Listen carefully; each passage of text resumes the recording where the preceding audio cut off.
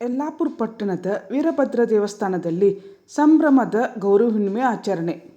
November 5ರಂದು ರಾತ್ರಿ ಸುಮಾರು 8:30ಕ್ಕೆ ಪಟ್ಟಣದ ವೀರಭದ್ರ ದೇವಸ್ಥಾನದಲ್ಲಿ ಕಾರ್ತಿಕೋತ್ಸವ ಹಾಗೂ ಗೌರಿ ಹುಣ್ಣಿಮೆ ಆಚರಣೆ ಶ್ರದ್ಧಾಭಕ್ತಿಯಿಂದ ನಡೆಯಿತು. ಕಾರ್ತಿಕೋತ್ಸವ ನಿಮಿತ್ತ ಶ್ರೀ ವೀರಭದ್ರ ದೇವರಿಗೆ ವಿಶೇಷ ಪೂಜೆ, ಮಹಾಮಂಗಳಾರತಿ ಹಾಗೂ ಬಂದ ಭಕ್ತರೆಲ್ಲರೂ ಹಣತೆಯಲ್ಲಿ ದೀಪ ಬೆಳಗಿಸುವುದರ ಮೂಲಕ ಕಾರ್ತಿಕೋತ್ಸವವನ್ನು ಶ್ರದ್ಧಾಭಕ್ತಿಯಿಂದ ಆಚರಿಸಿದರು. ಇದೇ ಸಂದರ್ಭದಲ್ಲಿ ವೀರಶೈವ ಲಿಂಗಾಯತ ಸಮುದಾಯದ ವಿಶೇಷ ಆಚರಣೆಯಾದ ಗೌರಿ ಹುಣ್ಣಿಮೆ ನಿಮಿತ್ತ ಗೌರಿ ಮೂರ್ತಿಯನ್ನು ಪ್ರತಿಷ್ಠಾಪಿಸಿ ಸಕ್ಕರೆ ಗೊಂಬೆ ಅಂದರೆ ಸಕ್ಕರೆಯ ಅಚ್ಚಿನಿಂದ ಆರತಿ ಬೆಳಗಿಸುವ ಪರಂಪರೆ ಉತ್ತರ ಕರ್ನಾಟಕದಲ್ಲಿ ಪ್ರಚಲಿತವಿದೆ.